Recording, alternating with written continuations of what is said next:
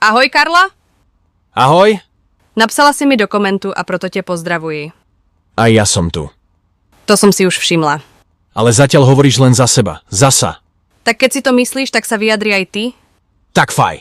Takže Karla, první jsem ani neměl ponětí o tom, co je Jiu Jistu, ale když jsem si to dal do Google, zjistil jsem jednu velkou otázku. Jak je možné, že žiješ? Ty fotografie jsou Ja som to také nevěděla. A teraz nejaké fotky.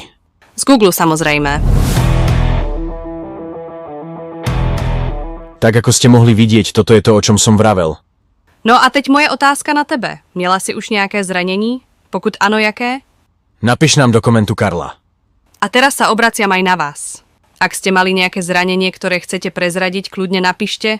Viem, že je to čudná téma, ale aspoň nie je od veci. Ha? A zas nám napíšte, koho máme pozdraviť. Ahoj. Čau.